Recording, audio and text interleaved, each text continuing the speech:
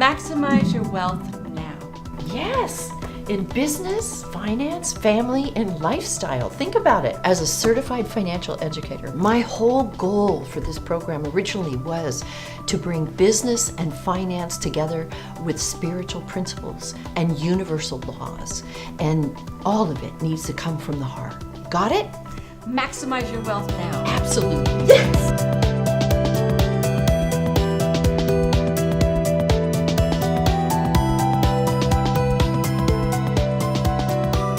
Welcome back to Maximize Your Wealth Now. In business, finance, family, and lifestyle. We're really excited about today because we are bringing Rich Gaines to you. And Rich is awesome when it comes to being a tax attorney. Yeah, I know tax isn't so fun, but the reality is he is going to tell you how to save your money rather than spend it. And as you know, I know all about money, but I don't come from the same background as Rich does.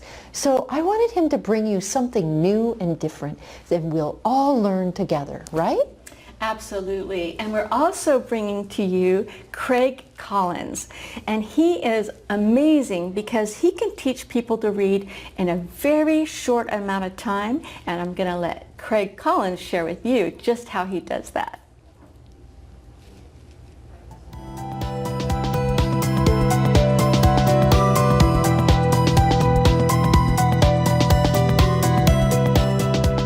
Rich Gaines is a speaker, author, and estate and tax planning attorney with over 30 years of experience. He is dynamic, energizing, and filled with passion. Rich makes a difference in people's lives by getting them over the hurdles to wealth, not only in money, but in values, beliefs, and traditions. Having worked with thousands of businesses and families developing wealth plans, he has seen how businesses and families can be ripped apart. This led Rich to develop the Treasure of Wealth system, which features 7 simple steps to quickly increase cash flow, maximize time, and avoid costly mistakes. Rich is a 3-time author and has been featured on KFMB 760 AM radio and ESPN radio. He is a leader in his community for legal, charitable, and business organizations and was an educator at the University of Phoenix. Rich is happily married with children and is an avid tennis player and skier and has lived in San Diego for over 25 years.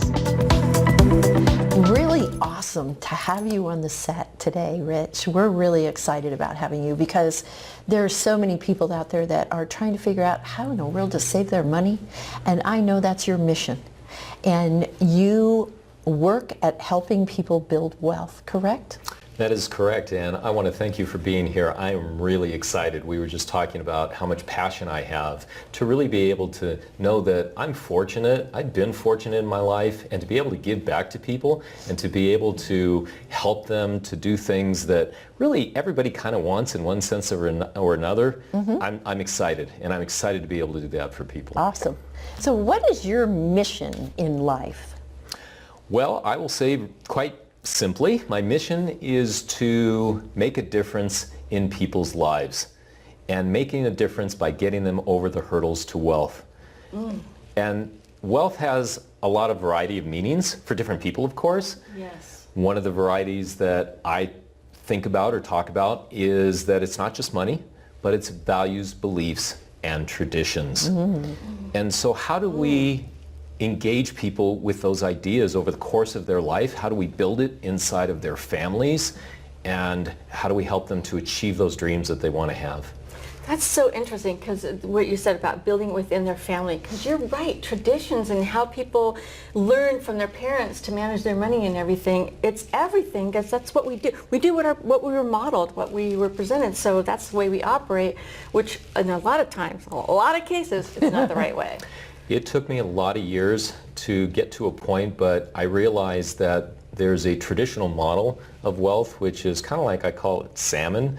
We live, we spawn, we die. That's a good one. That's it. That's it. That's true. And we might work in between there. And we might work in between there. And I started looking at what am I doing in my profession and my experience, and what can I do to change the way people think and talk about wealth. And Nice. That's what really resonated. And I talked to people, And I thought about what wealth meant, and I realized that people want wealth. It's just a lot of times they don't know what to do. They don't know how to get there. Right. They don't know the steps. And so what I've really dedicated, for 30 years I made a living. Wow. The next 30 years, I want to make a difference. And that's Nice. where I resonate right now. That's beautiful. That's really, great. really That's wonderful. really great, yeah. So let's jump into it a little bit. Sure. Tell us about when somebody comes to you, what is it that they are asking, and then how do you jump in? How do you get their attention? Sometimes that's really tough because, like Barbara was saying, they have these beliefs from the past, and It's the way they may or may that's not right. be right, and they go ask their uncle after you've given them. I mean, I know, I have it too, okay? And they go ask their uncle and go, oh, well, my uncle says. And I say, well, what does your uncle do? Oh, well, he's a bricklayer. Well, how does he know anything? Or my favorite, and I'm going to throw this one out at you. Sure. Oh, my accountant says that's too much money. When they don't even know what it is, that the accountant doesn't even know what they're talking about. How does that happen? Well, you've identified it exactly, and it's about asking questions. That's really where my training comes in. It's about, and I call it 4 words. What do you want? Yes. What do you want? Yes. What do you want for your business? What do you want for your family? What do you want for your lifestyle? And so what I do with people when they come in and they're looking to put together a plan, and planning, of course, is the key. Yes. Planning is about what do you want. Bad plans result in all the problems that we see out there. They result in litigation. They result in families being broken apart, businesses being broken apart, failure of communication. Yes. I mean, how many people do we know that brothers and sisters, right, have gone at each other? They stop talking, they're fighting, they're suing each other. So true. Typically the parents are the glue, and when the parents, are gone, and that's what we're seeing more and more, that's where we have the challenge. And so my goal when people are coming into my office and where I'm doing my advising is to drill down into the questions of what they want.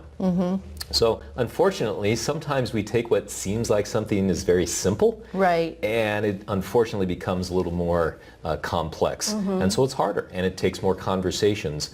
But at the end of the process, when we can get to what people really want, and I think it's also important, communication is the bridge to everything. Oh my gosh, communication is so important, and being able to communicate effectively is something that we learn. It's not something that it doesn't come natural to a lot of people, especially in different environments that they're brought up in. Communication, as we know, we were told to be seen and not heard, and so we didn't get some of those valuable skills of learning how to communicate effectively. So very important. Exactly, and it is important, and we have to take that communication and give people an awareness of how that communication can really benefit them.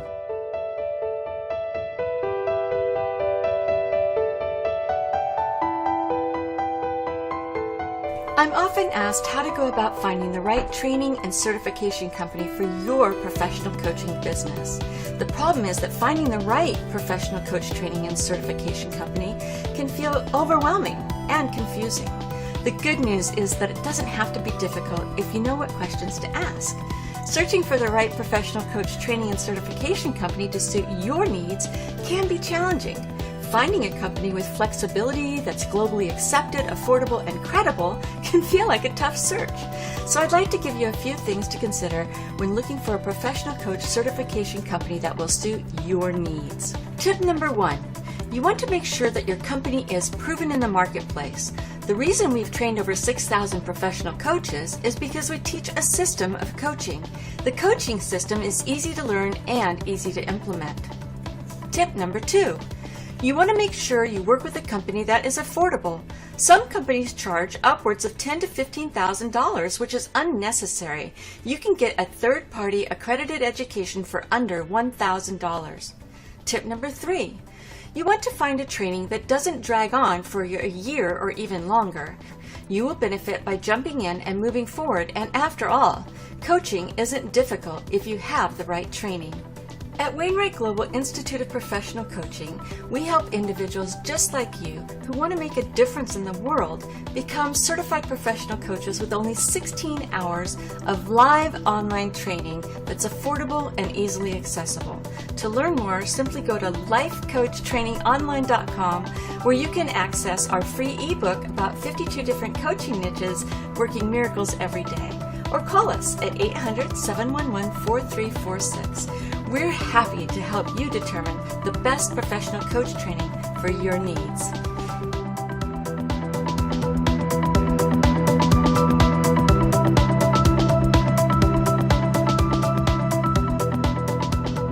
If I can tell a very short story, I had a client where the mother wanted to do certain things, and I had the daughters in the office as well. And I opened up the conversation about, well, let's just get the opinions of what the daughters might want or what their thinking is. Yeah. Gee, what a concept. And it was, yeah, well, see, because most of the time they don't. I know. They just prepare the plan and this is the way it is and here you go, and then it doesn't work, and that's where, and so that's where those problems. Yes. Yes. So the daughters expressed their ideas. And after they expressed their ideas, Mom started to want to say something about that. And I said, Mom, I said, just say thank you. Thank you for your opinion. Now, the next step beyond that was you don't have to agree. You don't have to do what they're saying, but they've had the opportunity to express themselves. So there was respect, there was trust, there was this dynamic, and we were able to move on and do the plan the way Mom wanted. And so that's the kind of communication that we're talking about, and that's possible, whether it's a business, whether it's a family, what do they want, how they want their lifestyle. So that's what's exciting. That's what's possible. Mm-hmm. That's what's possible in the world. Mm-hmm. That's what's possible inside of business. That's what we can do. That's why you can see I'm so passionate about this, because I know it's there. Yes. I know it can happen. I've seen it. It works, and it's an opportunity. And do you have a hard time getting the family to communicate together when you're trying to do something like that? It depends on the family. Absolutely. It depends. Again, it depends. We have to talk about opening up that dialogue with the parents, seeing if they want to do that. I've had families where they can easily communicate. Some families, they're not going to go there, and that's okay. And it's not about necessarily expressing every single thing about what people have, but it's giving structure to the ideas. It's just saying this is what we have that we can do inside our family. Using the family to help with either education or possibly paying others' bills, maybe buying homes, maybe having a vacation home for themselves, maybe just buying a car, just seeing what can be done. Because if we can do that instead of 7%, 8%, 10% on your automobile loan, right? Right. Because now you're on the hamster wheel working for the bank and the other people, as opposed to building it inside the family group or the business group. The business group, of course, is the place that I'm focused right now in what I want to be able to do for people. We've talked before, I have a treasurable system, which is 7 steps to increase profits, maximize time, and avoid costly business mistakes, and working with these business owners to lay the proper foundations and help them to grow. Would you share a couple of those steps with us? Absolutely. Well, we've already talked about one of those steps, and that's planning. Right. So the planning is about what do you want, and we look at your vision. What's your mission? Vision, I have a different interpretation of vision. For me, vision is about your purpose in life. Who are you at your core? What's your essence? And that essence, for me, it's teaching. I realize that everything I've been about in my life has been about teaching. So I want to teach. Yes. And so Me it's too. how do I create that platform for teaching? Yeah, you do that here, obviously. Look at the people you have in here and the messages that you send, and you do that through the medium of TV. Yes. Which is very, very powerful. So vision is one area of the planning process, and then we break it down from there. Another treasure key is foundations, and I've identified 9 foundations for business success. And we start with demand, we move into sales and operations and tax and law and human resources and all of that. That's where the tax attorney comes in. That's where the tax piece and the law piece comes in, exactly. I thought he's going to get to that pretty soon. Maybe. You notice I've shied away from the tax attorney piece. No, it's not a pretty thing, is it? Something very different, yeah. Well, I do want to say to people that the tax laws are truly rigged against us. Yes. When we drill down into things that we have to do to comply and the amount of taxes we have to pay, it's a tragedy. It really is. And so anything we can do to bypass that, to use the laws to our advantage, to maximize our opportunities inside of our business and is a way to do it. And for me, the ultimate is congruence. Doing what you love, loving what you do. And so the idea is if everything we do in life, whether it's our, a job for a W-2 person or a business owner, if we can take every single piece of our life and put that into congruence, I mean, how great is that? So you go to travel somewhere. Well, the travel is not a vacation. The travel is a part of what you're doing in your business. So for you guys, right, you're traveling to get to know people, to interview people, to see who else should be on the show, to figure out how additional messages are available for you. Right off. And right off. Oh, and by the way, you get a tax deduction for it. And I tell people all the time, even if you're an employee, you really need to make sure that you have a business on the side so that you can keep more of your money, right? It can be very helpful. Depends on what you're doing. Exactly. But as an employee, what if you're doing what you love and love what you do as an employee? Well, then you're going to pay all your taxes. You're going to pay taxes, but you're still doing everything you want to do. Yes. So even employees, it's a different mind shift, I mean, people say, oh, I'm an employee. So what does that mean? That's not a bad thing. That means I go to work every day and then I get 2 weeks of vacation. But wait a minute, but if you are doing exactly what you love as an employee, what's wrong with that? Exactly. I so agree with you because I was in consulting for 30 years. I loved every minute of it, and I was my boss as a consultant, but I was hard on myself. I worked a lot of hours, but I loved what I did every minute of it. That's fantastic. That's a great story, and it's self-achievement.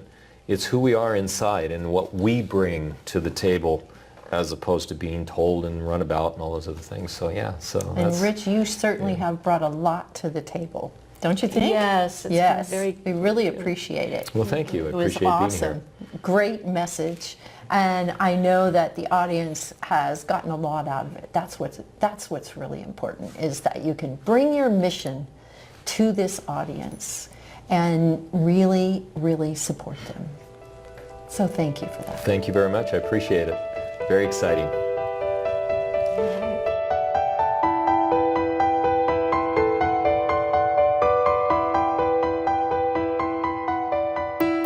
Are you a business owner who's constantly dealing with emergencies, seeing money flow in the front end only to see it flow out the back end? Do you worry about making the right choices? Are you wondering how you're going to pay your expenses? My name is Rich Gaines, and I developed the Treasure of Wealth system featuring 7 simple steps to quickly increase profits, maximize time, and avoid costly business mistakes. Do what you love and love what you do. The Treasure of Wealth system is for you.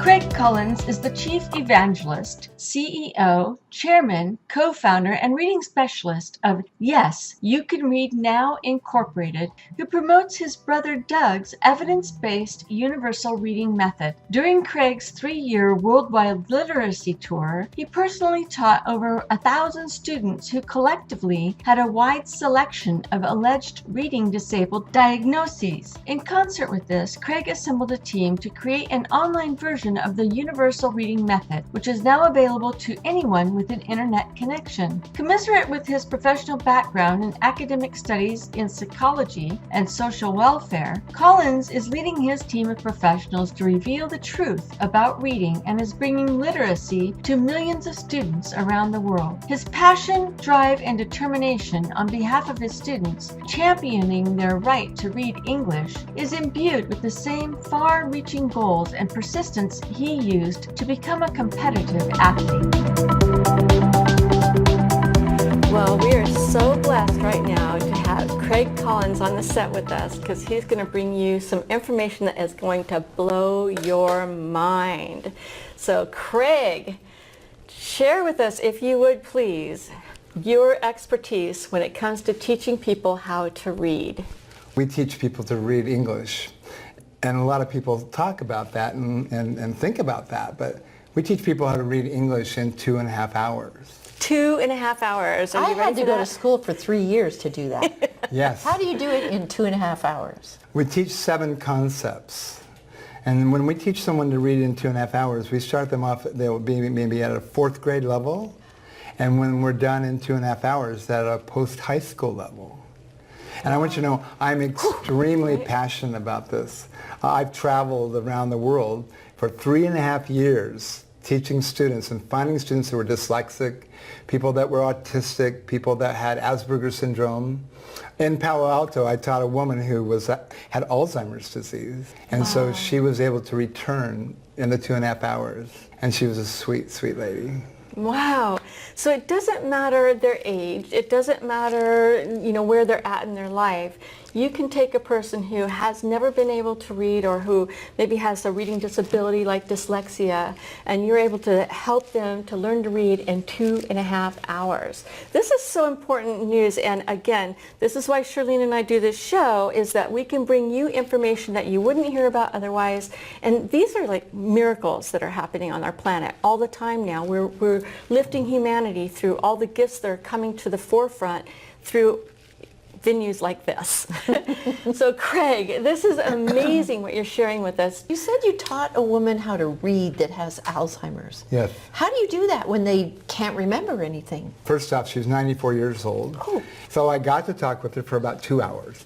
And she said, and I'm going to use a voice that sounds like her, and she said, I haven't read for 3 years. And I said, oh my, 3 years. And I said, would you like to learn to read? Oh yes. She says, would you come tomorrow and we'll arrange a time? And I said, I would love to. And I talked to her for 2 hours, right? We had this wonderful love relationship going on. So I showed up in the morning and she was having her breakfast. And I said, hello, I'm here. And she said, yes, I don't think I know you. Hello. Are you one of the doctors? And I said, well, no, I'm not. I said, I teach people to read English. And she goes, oh, I haven't read for 3 years. I would love to learn how to read. And I said, well, I can teach you. She said, well, could you teach me tomorrow morning? And I said, yes. And she goes, well, that would be grand. Just put it on the grease board over there, and then the nurses will see it, and they'll wake me up and feed me, and I'll be ready for you. I said, well, that's great. So I left, all excited. And also feeling we had talked for a while, we'd exchanged some other words, and I think I've really got a relationship with her. She knows me who I am now. And so I came in the next morning, and I peeked into her room, and she was still asleep. Oh, no. They didn't see the grease board. So I went and got the nurses, and I said, I'm here to have an appointment with this woman, and you didn't get her up. Did you see the grease board? Oh my, yes, we'll get her up. Go sit in the waiting room, and we'll be right back. So 45 minutes later, they got her up, and they got her dressed, and they gave her a little bit of food, and I came into her room, and I'm all excited, and I said, well, are you ready? And she goes, I'm sorry, but I don't think I know you. And I go, yes, well, I've been sent by the director of the hospital to teach you to read. Oh, read? I haven't read for 3 years. And I said, I think that's true. I said, well, would you like to learn to read now? And she goes, I would. And it's like, it's not like I have anywhere else to go. And so she's such a sweet lady. I started teaching her the reading method, and I did a pretest on her, and she couldn't read any words. So I began to teach her the reading method, and in 20 minutes, she looks up and she goes, hi, Craig, where's Jan? And I went, wow. Jan, it was the person who was sponsoring me in the area, and I said, well, Jan's going to come see you tomorrow. And I said, how are you? She goes, I'm fine. I like what you're teaching me. Keep going. So I said, okay. So I continued to teach her the reading method, and after about 55 minutes, I give her a break. So she sat in her bed because she was sitting in her bed, and I left her alone. And I went and had some glass of water, and left her alone. And I came back, and then I continued to teach her the reading method. And so at the end, we have 475 multi-syllable words, a long list of words. I have 7-year-olds reading those. I have dyslexic people reading those. And so, would you like to read some words? And she said, I would love to. I'd love to. So she gave her the list, and she started reading the words, and she just read them and read them. Till she's about to 300 words, and she puts her finger down. She says, Craig, I can read these words. I can read. I'm a good reader, and whatever you taught me, I can read really well. Is what I'd like to do is, would you mind if I read to you something from the Bible that says thank you? Oh, and I said, nice. I would love for you to do that. Well, my Bible's in the drawer. If you pull it out, and also the print's so small, those darn Bibles, it says, would you hand me my glasses? I have reading glasses. And I thought, oh, I didn't have her reading glasses. Okay, but sure, she's got it. So she takes them. But it was more important than just that she does read to me from the Bible. It was that she knew what verse, she knew what it meant to her. And she found it, and she went through this like you and I would, through the Bible, and found it, and then went down, and then she read me this verse from the Bible. Wow. Well, I'm kind of a softie, so that I feel these tears coming down my face because I'm so touched that she's read me this story from the Bible. And it's about light, and the light that I brought to her, and obviously having Alzheimer's, she would be in some darkness. And she says, Greg, I see you like my reading. And I said, yeah. I mean, she just touched my heart so deeply. So after she finished that, we talked a little bit longer, and she said, Craig, there's another book that's in my drawer. It's Harold Robbins' book. And, Harold Robbins. Would you mind me? I'm on chapter 7, and I was wanting to finish the book. It got into some good parts, and I thought I might. And so she said, so I said, yes, I got the book out of her, gave her. So she's becoming more and more cognitive as you're going she's here. Talking about, her husband, and she's really coming in. And she read. Wow. About 300 words. Yeah. I walk in and I hear her voices coming out, and I see a woman sitting next to her, and they're conversing and talking quite animately. I peeked in and I go, hello, and I'm just holding my breath, and she goes, oh, that's Craig. That's the man that taught me to read. Hey, I finished that other book, and now I'm reading my Bible. I better read my Bible after reading that book. And so I said, yes. And so she has a sense of humor and a relationship and understands and she's having comprehension. That alone brought us to being able to be in research at UCSD. Wow. I love your story, and I love the voices. That's the best part. When we're teaching the reading method, we're transforming and illuminating 2 dormant parts of the brain. Nice. And then yesterday I spoke to a neuroscientist who said we're actually accessing more. And because there's actually a feeling, a flooding of blood into the parts of the brain that we are actually activating, and the people are actually scratching their head and touching their head. The group that we focus on are dyslexic students, and those dyslexic students are been abused and told that they're dumb and stupid. And my brother was the one that developed the reading method. And my brother, until he was 30 years old, was really confused about reading and had big challenges in school. And he went to law school because he got through college in like 6 years by just doing nothing but focusing. And he was in law school, and in the first week he realized he couldn't do this. And so a law professor spoke to him and said, well, you don't have to learn and remember everything. We put it into concepts. He went home, and the next morning he woke up, and he had been studying reading and pushing the door to open for reading, and he had really wanted reading. He had a preschool that he taught it, and he sat down and he wrote out the reading method that we teach today. Wow. And it's 7 concepts, just 7 concepts. And then he took it to his preschool. He taught someone who was 3.5 years old. And then he just continued to teach people and teach people. And my brother graduated from law school at the top of his class. Wow. After he learned to read. In some ways, for me, someone who is called dyslexic, I would say is brilliant, but can't read. And since in 2.5 hours we can transform them into readers, it's an amazing transformation. But it doesn't just affect that, because we are impacting the brain. So UCSD is doing brain imaging on students before and after to determine what happened to the brain, what changes took place. 2 dormant parts of the brain. And so when we activate those 2 dormant parts of the brain, then our students, like people who have PTSD, or people who are ADHD, or who are, have Asperger's syndrome. Now that you've been with us today, you've learned that you can learn to read, or somebody you know can learn to read in 2.5 hours. But like I said, it took me 3 years. That was first, second, third grade. You said they have to be like 4th grade level, so I get that now. So anyone that you know that's struggling with reading, even if they have Asperger's, right, we can help them. And Craig is the one to reach out to. And you also heard from Rich, and Rich talked to you about the wealth formula and how you can save your money, and how much he's feeling passionate about helping those families that are really looking for a way to distribute their money in the future that makes the whole family happy, not just one person. So I want to thank you for being with us today, and we look forward to seeing you again next week. All right, everyone, we'll see you next week. Bye now. Thank you. Bye-bye.